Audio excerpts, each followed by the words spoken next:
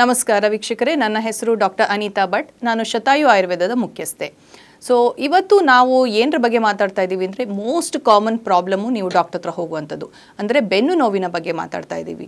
ಬಹಳಷ್ಟು ಜನ ಇತ್ತೀಚಿನ ದಿನಗಳಲ್ಲಿ ಬೆನ್ನು ನೋವನ್ನು ಸಫರ್ ಮಾಡ್ತಾ ಇರ್ತಾರೆ. ಯಾಕಂದರೆ ನಾವು ಎಲ್ಲರೂ ಕುತ್ಕೊಂಡು ಮಾಡುವಂತಹ ಕೆಲಸವನ್ನು ಮಾಡ್ತಾ ಇದ್ದೀವಿ. ಪ್ರತಿಯೊಬ್ಬರು ಕುತ್ಕೊಂಡು ಲ್ಯಾಪ್ಟಾಪಲ್ಲಿ ಕೆಲಸ ಮಾಡುವಂಥದ್ದು ಅಥವಾ ಆಫೀಸಲ್ಲಿ ಡೆಸ್ಕ್ ಜಾಬ್ ಮಾಡುವಂಥದ್ದು ಜಾಸ್ತಿ ಆಗಿದೆ. ಇದರ ಜೊತೆಗೆ ಬಹಳಷ್ಟು ಜನ ಬಂದು ಬೆನ್ನು ನೋವು ಅಂತ ತೋರಿಸ್ಕೊಳ್ಳೋದು, ಬೆನ್ನು ನೋವಿಗೆ ಶಸ್ತ್ರಚಿಕಿತ್ಸೆ ಹೇಳಿದ್ದಾರೆ ಅಂತ ತೋರಿಸ್ಕೊಳ್ಳುವಂಥದ್ದು ಸಹ ಜಾಸ್ತಿ ಆಗಿದೆ. ಸೊ ಇವತ್ತು ನಾನು ಬೆನ್ನು ನೋವಿಗೆ ಶಸ್ತ್ರಚಿಕಿತ್ಸೆ ಬೇಕಾ ಅಥವಾ ಅದಿಲ್ಲದೇ ಹೇಗೆ ಚಿಕಿತ್ಸೆಯನ್ನು ಮಾಡ್ಕೋಬಹುದು ಮತ್ತು ಬೆನ್ನು ನೋವನ್ನು ಮತ್ತೆ ಬರದೇ ಇರೋ ರೀತಿ ಏನು ಮಾಡಬಹುದು ಅಂತ ನಾನು ತಿಳಿಸ್ಕೊಡ್ತೀನಿ. ಸೊ ನಾನು ಸುಮಾರು 25 ವರ್ಷಗಳಿಂದ ಪೇಷಂಟ್ನ ನೋಡ್ತಾ ಇದ್ದೀನಿ. ಜನರಲಿ ಬರೋರು ಏನು ಮಾಡ್ತಾರೆ, ಯಾರು ಬೆನ್ನು ನೋವಿಗೆ ಶಸ್ತ್ರಚಿಕಿತ್ಸೆ ಹೇಳಿದಾಗ ಮಾತ್ರ ಆಯುರ್ವೇದ ಚಿಕಿತ್ಸೆಗೆ ಬರ್ತಾ ಹೋಗ್ತಾರೆ. ಅವರಲ್ಲಿ ಸ್ಪಾಂಡಲೋಸಿಸ್ನ ಸಮಸ್ಯೆ ಇರ್ಬೋದು, ಸ್ಪಾಂಡಿಲೈಟಿಸ್ನ ಸಮಸ್ಯೆ ಇರಬಹುದು, ಅಥವಾ ಒಂದು ಡೆಲಿವರಿ ನಂತರ ಬೆನ್ನು ನೋವು ಬಂದಿರುವಂಥದ್ದು, ಅಥವಾ ಯಾವುದಾದ್ರೂ ಆಕ್ಸಿಡೆಂಟ್ ಆಗಿ ನಂತರ ಬಂದಿರುವಂತಹ ಬೆನ್ನು ನೋವು, ಈ ರೀತಿ ಅನೇಕ ಸಮಸ್ಯೆಗಳಿಂದ ಜನರು ಬೆನ್ನು ನೋವಿಂದ ಬಳಲ್ತಾ ಇರ್ತಾರೆ. ಸೊ ಯಾವುದಕ್ಕೆ ಶಸ್ತ್ರಚಿಕಿತ್ಸೆ ಬೇಕು? ಇನ್ನು ಬಹಳಷ್ಟು ಆಯುರ್ವೇದ ಚಿಕಿತ್ಸೆಗಳಿಂದ ಯಾವುದೇ ರೀತಿ ಸರ್ಜರಿ ಇಲ್ಲದೇ ಬೆನ್ನು ನೋವನ್ನು ನಾವು ಸುಲಭವಾಗಿ ಕಡಿಮೆ ಮಾಡ್ಕೋಬಹುದು. ಅದು ಹೇಗೆ ಅಂತ ನಾನು ನಿಮಗೆ ಇವತ್ತು ತಿಳಿಸ್ಕೊಡ್ತೀನಿ. ಮೊದಲನೆಯದಾಗಿ ಸ್ಪಾಂಡಿಲೋಸಿಸ್ ಅಥವಾ ಬೆನ್ನು ನೋವು ಏನಕ್ಕೆ ಬರುತ್ತೆ ಅಂತ ನೋಡೋಣ. ನಮ್ಮ ಲೈಫ್ ಸ್ಟೈಲ್ ಹೇಗಿದೆ, ಈಗ ನಾವು ಕಂಟಿನ್ಯೂಸ್ ಕೂತ್ಕೊಂಡಿರ್ತೀವಿ. ಸೊ ಎಲ್ಲ ಟೈಮು ನಾವು ನಮ್ಮ ಬ್ಯಾಕನ್ನು, ನಮ್ಮ ಬೆನ್ನು ಮೂಳೆಗಳನ್ನು ಕರೆಕ್ಟಾಗಿ ಪೋಸ್ಚರಲ್ಲಿ ಇಟ್ಕೊಂಡಿರಲ್ಲ. ಸೊ ಪುವರ್ ಪೋಸ್ಚರ್ ಅನ್ನೋದು ಮೊದಲನೆಯದಾಗಿರುವಂತಹ ಸಮಸ್ಯೆ. ನಮ್ಮ ಎರ್ಗೊನಾಮಿಕ್ಸ್ ಚೇರ್ ಅಂದರೆ ನಮ್ಮ ಚೇರ್ಗಳು ಕರೆಕ್ಟಾಗಿರಲ್ಲ, ಅಥವಾ ನಾವು ಬೆಂಡ್ ಮಾಡಿಕೊಂಡು ಬಾಡಿನ ಕುತ್ಕೊಂಡಿರ್ತೀವಿ. ಈ ರೀತಿಯಾಗಿ ಪದೇ ಪದೇ ತುಂಬ ವರ್ಷ ಕುತ್ಕೊಳ್ಳೋದ್ರಿಂದ ನಿಮಗೆ ಬೆನ್ನು ನೋವು ಬರುವಂತಹ ಚಾನ್ಸಸ್ಸು ಜಾಸ್ತಿ ಇರುತ್ತೆ. ಎರಡನೆಯದಾಗಿ ಏಜ್ ಫ್ಯಾಕ್ಟರ್ ಅಂತ ಹೇಳ್ತೀವಿ. ಅಂದರೆ ನೀವು ಸುಮಾರು 30-35 ವರ್ಷ ನಂತರ, ಮುಂಚೆ ಎಲ್ಲ 60 ವರ್ಷದ ನಂತರ ಬರ್ತಿತ್ತು. ಈಗ ಬಿಕಾಸ್ ಆಫ್ ನಮ್ಮ ಲೈಫ್ ಸ್ಟೈಲು, ಒಬೇಸಿಟಿ, ಬೇರೆ ಸಮಸ್ಯೆಗಳಿಂದ 30-35 ವರ್ಷದ ನಂತರನೇ ಸಹಿತ ಬೆನ್ನು ನೋವುಗಳು ಕಂಡುಕೊಂಡು ಬರ್ತಾ ಇದೆ.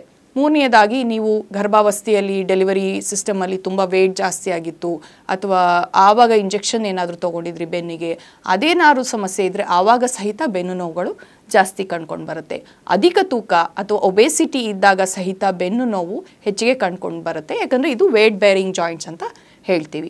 ಇದಲ್ಲದೆ ಯಾರಿಗೆ ಮುಂಚೆನೇ ಆಕ್ಸಿಡೆಂಟ್ ಏನಾದ್ರು ಆಗಿತ್ತು ಅಥವಾ ಅವರಿಗೆ ಬೆನ್ನಿಗೆ ಏನಾದ್ರು ಬಿದ್ದು ಏಟಾಗಿತ್ತು ಅಂಥವರಲ್ಲೂ ಸಹಿತ ಈ ಬೆನ್ನು ನೋವು ಕಂಡುಕೊಂಡು ಬರುತ್ತೆ.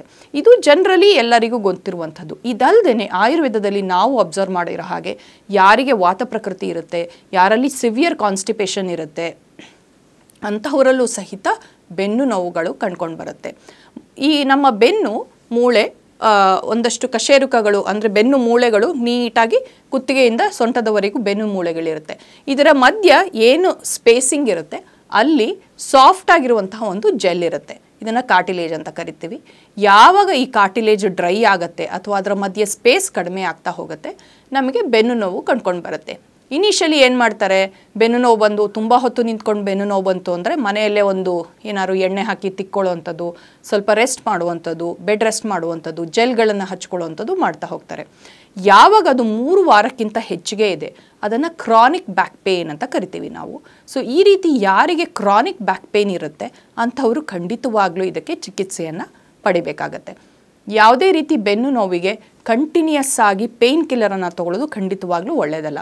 ಸೊ ಈಗ ನಿಮಗೆ ಯಾವತ್ತೋ ಒಂದಿನ ಬಿದ್ದಿರಿ, ಎಲ್ಲೋ ಬೆನ್ನು ಮೂಳೆ ನೋವು ಬಂತು, ಒಂದು ದಿನ ನೀವು ಮಾತ್ರೆ ತೊಗೊಂಡು ಬೆನ್ನು ನೋವು ಕಡಿಮೆ ಮಾಡಿಕೊಂಡ್ರೆ ಅದು ಬೇರೆ ವಿಷಯ. ಕಂಟಿನ್ಯೂಸ್ ನಿಮಗೆ ಬೆನ್ನು ನೋವಿದೆ, ಆ ರೀತಿ ಇದ್ದಾಗ ನೀವು ಖಂಡಿತವಾಗ್ಲೂ ರೆಗ್ಯುಲರ್ ಆಗಿ ಪೇಯ್ನ್ ಕಿಲ್ಲರನ್ನು ತಗೊಳ್ಳುವಂಥದ್ದು ಖಂಡಿತವಾಗ್ಲೂ ಅಡ್ವೈಸ್ ಮಾಡಲ್ಲ. ಸೊ ಈ ಬೆನ್ನು ನೋವನ್ನು ಹಾಗಾದರೆ ನೋವು ನಿವಾರಕ ಮಾತ್ರೆಗಳಿಲ್ಲದೆ ಹೇಗೆ ಕಡಿಮೆ ಮಾಡಬೇಕು?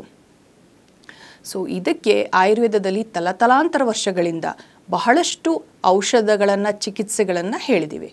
ಸೊ ಮೊದಲನೆಯದಾಗೇನು, ಬೆನ್ನು ನೋವು ಬರೋಕ್ಕೆ ನಾವು ರೀಸನನ್ನು ನೋಡ್ತಾ ಹೋಗಬೇಕು. ಕೆಲವರಲ್ಲಿ ಡಿಸ್ಕ್ ಹರ್ನಿಯೇಷನ್ ಇರುತ್ತೆ, ಇನ್ನು ಕೆಲವರಲ್ಲಿ ಡಿಸ್ಕ್ ಡಿಜನರೇಷನ್ ಇರುತ್ತೆ.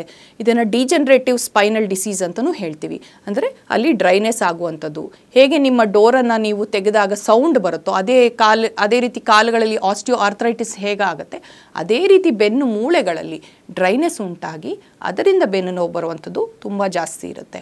ಸೊ ಯಾರಲ್ಲಿ ಈ ರೀತಿ ಡಿಸ್ಕ್ ಡಿಜನರೇಷನ್ ಇದೆ ಅಂಥವರಲ್ಲಿ ನರ್ವ್ ಇನ್ವಾಲ್ವ್ಮೆಂಟು ಆದರೆ ಅವರಿಗೆ ಕಾಲಿಗೆ ಸಹಿತ ಬೆನ್ನಿನಿಂದ ನೋವು ಪಾಸಾಗುವಂಥದ್ದು, ಸಯಾಟಿಕಾ ಉಂಟಾಗುವಂಥ ಸಮಸ್ಯೆಗಳು ಸಹಿತ ಹೆಚ್ಚೆಚ್ಚಿಗೆ ಕಂಡುಕೊಂಡು ಬರುತ್ತೆ.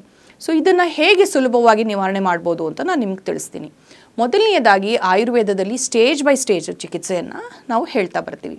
ಅಂದರೆ ನಿಮಗೆ ತುಂಬ ಇನಿಷಿಯಲ್ ಸ್ಟೇಜಸ್ಸಲ್ಲಿದೆ, ತುಂಬ ಬೆನ್ನು ನೋವು ಇಲ್ಲ ಅಂದರೆ ನೀವು ಸುಲಭವಾಗಿ ಆಯುರ್ವೇದ ಔಷಧಿಗಳಿದೆ, ಬಹಳಷ್ಟು ಔಷಧಿಗಳು ನಮ್ಮಲ್ಲಿ ಪೇನೋವಾ ಫೋರ್ಟ್ ಅಂತಿದೆ, ಮಾಯೋಗ್ರಾಜ ಗುಗ್ಗುಲು, ದಶಮೂಲ ಅರಿಷ್ಟ, ರಸ್ನ ಸಪ್ತಕ ಕಷಾಯ, ಈ ರೀತಿ ನಾವು ಆಯುರ್ವೇದ ಡಾಕ್ಟರ್ಸಿಗೆ ತೋರಿಸಿ ಬಹಳಷ್ಟು ಒಳ್ಳೆಯ ಚಿಕಿತ್ಸೆಯನ್ನು ಇದಕ್ಕೆ ತಗೊಂಡ್ರೆ, ಇದರ ಜೊತೆಗೆ ನೀವು ಫಿಸಿಯೋಥೆರಪಿ ಆಗಲಿ ಸ್ವಲ್ಪ ಬೆನ್ನಿಗೆ ಪರ್ಟಿಕ್ಯುಲರ್ ಆಗಿ ಎಕ್ಸಸೈಸಸನ್ನು ಮಾಡೋದ್ರಿಂದ ಸುಲಭವಾಗಿ ಬೆನ್ನು ನೋವನ್ನು ನಿವಾರಣೆ ಮಾಡ್ಕೋಬೋದು. ಯಾರಿಗೆ ಸರ್ಜರಿ ಲೆವೆಲಿಗೆ ಹೋಗಿದೆ ಅಂದರೆ ತುಂಬ ಇಂಟೆನ್ಸ್ ಆಗಿ ಬೆನ್ನು ನೋವಿದೆ ಅವರಿಗೆ ನಾವು ಸ್ಟೇಜ್ 2ಗೆ ಕನ್ಸಿಡರ್ ಮಾಡ್ತೀವಿ. ಅಂಥವರಲ್ಲಿ ನಾವು ಬೆನ್ನು ನೋವಿಗೆ ಅನೇಕ ಚಿಕಿತ್ಸೆಗಳಿದೆ. ಕಟಿಬಸ್ತಿ ಅಂತ ಇದೆ, ಅಥವಾ ಜಾನುಬಸ್ತಿ ಕಾಲಿಗೆ ಮಾಡುವಂಥದ್ದು, ಕಟಿಪಿಚ್ಚು ಅಂತ ಮಾಡ್ತೀವಿ, ಪತ್ರಪಿಂಡ ಸ್ವೇದ ಅಂತ ಬಹಳಷ್ಟು ಆಯುರ್ವೇದದ ಗಿಡಮೂಲಿಕೆಗಳನ್ನು, ಸುಮಾರು ಒಂದು 40ರಿಂದ 50 ಆಯುರ್ವೇದ ಗಿಡಮೂಲಿಕೆಗಳನ್ನು ಬಳಸಿ ಬೆನ್ನಿಗೆ ಶಾಖ ಕೊಡುವಂಥದ್ದು, ಈ ರೀತಿ ಎಲ್ಲ ಚಿಕಿತ್ಸೆಯನ್ನು ಮಾಡೋದ್ರಿಂದ ಬೆನ್ನು ನೋವನ್ನು ವಿದಿನ್ 1 ವೀಕಲ್ಲಿ ಕಡಿಮೆ ಮಾಡ್ಕೋಬೋದು. ಆಶ್ಚರ್ಯ ಅಲ್ಲ? ಸೊ ಹಾಗಾದರೆ ಎಷ್ಟೊಂದು ಜನ ನಮ್ಮ ಹತ್ರ ಬಂದಾಗ 4-5 ವರ್ಷಗಳಿಂದ ಬೆನ್ನು ನೋವಿಂದ ಸಫರ್ ಮಾಡ್ತಾ ಇರ್ತಾರೆ. ಅವರಿಗೆ ಮೆಟ್ಲು ಹತ್ತಕ್ಕಾಗೋದಿಲ್ಲ, ನಾರ್ಮಲ್ ಆ್ಯಕ್ಟಿವಿಟಿ ಮಾಡೋಕ್ಕಾಗಲ್ಲ, ಬಹಳ ಹೊತ್ತು ನಿಂತ್ಕೊಂಡು ಅಡುಗೆ ಮಾಡೋಕ್ಕಾಗಲ್ಲ, ಆಫೀಸಲ್ಲಿ ಕೂತ್ಕೊಂಡು ಕೆಲಸ ಮಾಡೋಕ್ಕಾಗಲ್ಲ. ಅಂಥವರು ಸಹಿತ 7ರಿಂದ 10 ದಿನಗಳ ಚಿಕಿತ್ಸೆಯಲ್ಲಿ ಬೆನ್ನು ನೋವನ್ನು ಕಡಿಮೆ ಮಾಡಿಕೊಂಡು ಬರಬಹುದು. ಇದಲ್ಲದೆ ಬೆನ್ನು ನೋವಲ್ಲಿ ಇನ್ನೂ ಥರದ ಚಿಕಿತ್ಸೆಗಳಿದೆ. ಸೊ ತುಂಬ ಇಂಟೆನ್ಸ್ ಇದ್ದಾಗ ನಾವು ಎನಿಮಾ ಟ್ರೀಟ್ಮೆಂಟ್ ಅಥವಾ ಬಸ್ತಿ ಟ್ರೀಟ್ಮೆಂಟ್ ಅಂತ ಕರಿತೀವಿ. ಯಾರಲ್ಲಿ ಬೆಡ್ ರಿಡನ್ ಸಹಿತ ಆಗಿದ್ದಾರೆ ಅಂಥವರು ಸಹಿತ ಈ ಬಸ್ತಿ ಚಿಕಿತ್ಸೆಯನ್ನು ತಗೊಳ್ಳೋದ್ರಿಂದ 8ರಿಂದ 10 ದಿನದಲ್ಲೇ ಬೆನ್ನು ಮೂಳೆಯಲ್ಲಿರುವಂತಹ ಏನು ಡ್ರೈನೆಸ್ ಇರುತ್ತೆ ಅದನ್ನು ಕಡಿಮೆ ಮಾಡಿಕೊಂಡು ಸ್ಟಿಫ್ನೆಸ್ಸು, ಇನ್ಫ್ಲಮೇಷನನ್ನು ಕಡಿಮೆ ಮಾಡಬಹುದು. ಹಾಗಾದರೆ ಬೆನ್ನು ನೋವು ಬಂದಾಗ ಏನೇನಿರುತ್ತೆ ಸಿಂಪ್ಟಮ್ಸು? ಮೊದಲನೆಯದಾಗಿ ಪೇನು ಅಥವಾ ನ್ಯಾಗಿಂಗ್ ಪೇನ್ ಅಂತ ಏನು ಹೇಳ್ತೀವಿ, ಬೆನ್ನು ನೋವು ಇರೋರಿಗೆ ಕಂಟಿನ್ಯೂಸ್ ಆಗಿ ಪೇನ್ ಇರುವಂಥದ್ದು. ಎರಡನೇದಾಗಿ ಸ್ಟಿಫ್ನೆಸ್ಸು, ಅವರಿಗೆ ಬಗ್ಗಿ ಕೆಲಸ ಮಾಡುವಂಥದ್ದು, ಅವ್ರಿಗೆ ಏನಾದರೂ ಸಾಮಾನು ಬಿದ್ದಿದ್ರೆ ಎತ್ತಕ್ಕಾಗುವಂಥದ್ದು ಆಗದೇ ಇರೋದು, ಕೇಳಕ್ಕೆ ಕುತ್ಕೊಳ್ಳೋಕ್ಕಾಗೋದಿಲ್ಲ, ಅವರ ರೆಗ್ಯುಲರ್ ರುಟೀನ್ ವರ್ಕನ್ನು ಅವರಿಗೆ ಮಾಡೋಕ್ಕಾಗೋದಿಲ್ಲ. ಇದಲ್ಲದೆ ಅವರಲ್ಲಿ ರೆಡ್ಯೂಸ್ಡ್ ರೇಂಜ್ ಆಫ್ ಮೂಮೆಂಟ್ಸ್ ಅಂತ ಹೇಳ್ತೀವಿ. ಅಂದರೆ ತುಂಬ ಹೊತ್ತು ಕೂತ್ಕೊಂಡು ಕೆಲಸ ಮಾಡೋಕ್ಕಾಗಲ್ಲ, ಸ್ವಲ್ಪ ಹೊತ್ತು ಕೆಲಸ ಮಾಡಿ ಮತ್ತೆ ಎದ್ದು ಓಡಾಡಬೇಕಾಗತ್ತೆ. ವಾಕ್ ಮಾಡೋದಕ್ಕೆ ಅವರು ಓಕೆ ಇರ್ತಾರೆ, ಬಟ್ ಕಂಟಿನ್ಯೂಸ್ ನಿಂತ್ಕೊಂಡಾಗ ಪೇನ್ ಜಾಸ್ತಿ ಆಗುವಂಥದ್ದು, ಕೆಳಗೆ ಕೂತ್ಕೊಳ್ಳೋಕ್ಕಾಗದೇ ಇರುವಂಥದ್ದು, ಈ ರೀತಿಯಾಗಿರುವಂಥ ಅನೇಕ ಮೂವ್ಮೆಂಟ್ ರೆಸ್ಟ್ರಿಕ್ಷನ್ಸ್ ಆಗ್ತಾ ಹೋಗುತ್ತೆ. ಅದು ಚಿಕ್ಕ ಏಜಲ್ಲೇ ಈ ರೀತಿಯಾಗಿರುವಂತಹ ಸಮಸ್ಯೆಗಳು ಬಂದರೆ ಆವಾಗ ತುಂಬ ಕಷ್ಟ ಆಗುತ್ತೆ. ಹಾಗಾಗಿ ಆಯುರ್ವೇದದ ಈ ನಮ್ಮಲ್ಲಿರುವಂಥ ಸ್ಪೆಷಲ್ ಆಯಿಲ್ಸ್ ಕೆಲವೊಂದಿದೆ.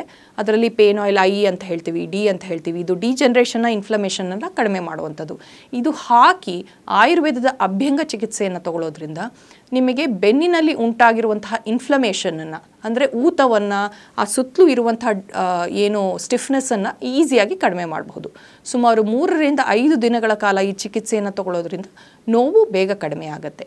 ಯಾರಲ್ಲಿ ಕಂಪ್ಲೀಟ್ ಡಿಜನರೇಷನ್ ಕಂಡೀಷನ್ಸ್ ಇರುತ್ತೆ ಅಂಥವರಲ್ಲಿ ಬಹಳಷ್ಟು ನಡೆಯೋಕ್ಕೆ ಆಗೋದಿಲ್ಲ ಅಥವಾ ಬಗ್ಗಕ್ಕಾಗೋದಿಲ್ಲ ಅನ್ನೋರಲ್ಲಿ ನಾವು ಪಂಚಕರ್ಮ ಚಿಕಿತ್ಸೆಯನ್ನು ಅಳವಡಿಸನೆ ಮಾಡ್ತಾ ಬರ್ತೀವಿ. ಈ ರೀತಿಯಾಗಿ ಶೋಧನ ಚಿಕಿತ್ಸೆಯನ್ನು ಮಾಡೋದ್ರಿಂದ ಆಯುರ್ವೇದದಲ್ಲಿ ಬಹಳಷ್ಟು ಒಂದು ಪರಿಣಾಮಕಾರಿ ಚಿಕಿತ್ಸೆ ಅಂತಲೇ ಹೇಳ್ಬೋದು. ಬೆನ್ನು ನೋವನ್ನು ಕಂಪ್ಲೀಟಾಗಿ ಗುಣ ಮಾಡ್ಕೋಬಹುದು. ಇದಲ್ಲದೆ ಕೆಲವರಲ್ಲಿ MRI ಮಾಡಿಸ್ಕೊಂಡು ನೋಡಿರ್ತಾರೆ. ಅವರು MRI ಮಾಡಿಸಿದಾಗ ಗೊತ್ತಾಗಿರುತ್ತೆ L4, L5 ಜಾಗದಲ್ಲಿ ಕಂಪ್ಲೀಟ್ ಡಿಜನರೇಷನ್ ಆಗಿದೆ, ಸೊ ಬಗ್ಗಕ್ಕೆ ಆಗೋದಿಲ್ಲ, ಕಂಪ್ಲೀಟ್ ಸರ್ಜರಿ ಮಾಡಬೇಕು. ಇಂತಹ ಸಮಯದಲ್ಲಿ ಸಹಿತ ಅದೇ ಒಂದು ಜಾಗದಲ್ಲಿ ಒಂದು ಪರ್ಟಿಕ್ಯುಲರ್ಲಿ ಕಟಿಬಸ್ತಿ ಚಿಕಿತ್ಸೆಯನ್ನು ಮಾಡ್ತಾ ಬರ್ತೀವಿ. ಈ ರೀತಿ ಮಾಡೋದ್ರಿಂದ ಡಿಸ್ಕ್ ಡಿಜನರೇಷನ್ ಏನಿದೆ ಅದನ್ನು ಸುಲಭವಾಗಿ ನಿವಾರಣೆ ಮಾಡ್ತಾ ಬರಬಹುದು. ಇದಲ್ಲದೆ ಬೆನ್ನು ನೋವಿರೋರು ಇನ್ನೊಂದು ಏನು ಮಾಡಬೇಕು ಅಂದರೆ ಕಂಟಿನ್ಯೂಸ್ಲಿ ರೆಗ್ಯುಲರ್ಲಿ ಬೆನ್ನಿಗೆ ಸಂಬಂಧಪಟ್ಟಿರುವಂತಹ ಕೆಲವು ಎಕ್ಸಸೈಸಸ್ನ ಮಾಡಬೇಕಾಗತ್ತೆ. ಅಂದರೆ ಮಲ್ಕೊಂಡು ಸೈಕ್ಲಿಂಗ್ ಮಾಡುವಂಥದ್ದು ಅಥವಾ ಲೆಗ್ ಲಿಫ್ಟಿಂಗ್ ಮಾಡುವಂಥದ್ದು, ಕೆಲವೊಂದು ಆಸನಗಳು ಪರ್ಟಿಕ್ಯುಲರ್ಲಿ ಬೆನ್ನಿಗೆ ಸ್ಟ್ರೆಂಥನ್ ಮಾಡುವಂಥದ್ದು.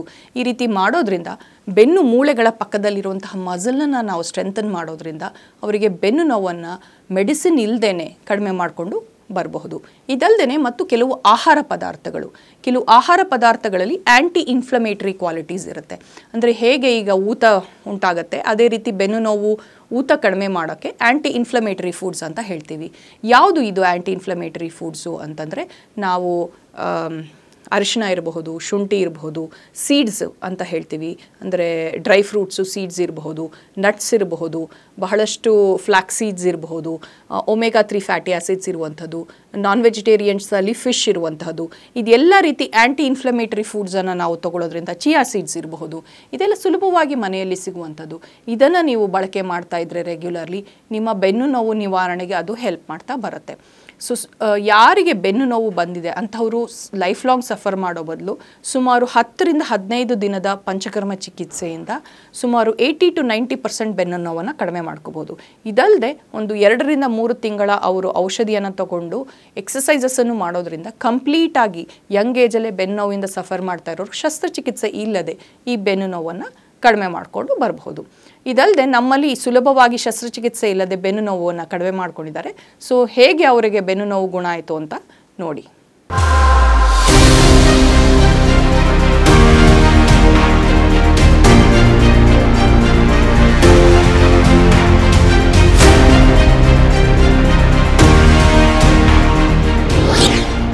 ಶತಾಯು ಆಯುರ್ವೇದ ಸೆಂಟರ್ ಸುಮಾರು 120 ವರ್ಷಗಳ ಇತಿಹಾಸ ಹೊಂದಿರುವಂತಹ ಈ ಆಯುರ್ವೇದ ಸೆಂಟರ್ ಆಯುರ್ವೇದ ಕ್ಷೇತ್ರದಲ್ಲಿ ಮಹತ್ತರವಾದ ಸಾಧನೆ ಮಾಡಿದೆ. ಅಷ್ಟೇ ಅಲ್ಲ, ಬೆಂಗಳೂರಿನ ನಾನಾ ಭಾಗದಲ್ಲಿ ಇದರ ಸೆಂಟರ್ಗಳಿವೆ. ಇದರ ಜೊತೆಗೆ 35ಕ್ಕೂ ಹೆಚ್ಚು ವೈದ್ಯರು ಸೇರಿದಂತೆ 100ಕ್ಕೂ ಹೆಚ್ಚು ಥೆರಪಿಸ್ಟ್ಗಳು ರೋಗಿಗಳ ಸೇವೆಯಲ್ಲಿ ನಿರತರಾಗಿದ್ದಾರೆ. ಇನ್ನೂ ವಿಶೇಷ ಅಂತಂದ್ರೆ ಸುಮಾರು 10 ಲಕ್ಷಕ್ಕೂ ಅಧಿಕ ರೋಗಿಗಳಿಗೆ ಈ ಶತಾಯು ಸೆಂಟರ್ ಚಿಕಿತ್ಸೆ ನೀಡಿದೆ. ಅಷ್ಟೇ ಅಲ್ಲ, ಅವರ ರೋಗವನ್ನ ಗುಣಪಡಿಸಿ ಅವರ ಮೊಗದಲ್ಲಿ ನಗು ಬರುವಂತಹ ಮಹತ್ ಕಾರ್ಯವನ್ನ ಮಾಡಿದೆ. ಬನ್ನಿ ಹಾಗಾದ್ರೆ ಈ ಶತಾಯು ಸೆಂಟರ್ನಲ್ಲಿ ಯಾವ ರೀತಿ ಚಿಕಿತ್ಸೆ ನೀಡಲಾಗುತ್ತೆ, ಈ ಸೆಂಟರ್ ಯಾವ ರೀತಿ ಕಾರ್ಯನಿರ್ವಹಿಸುತ್ತೆ, ಬನ್ನಿ ನೋಡೋಣ.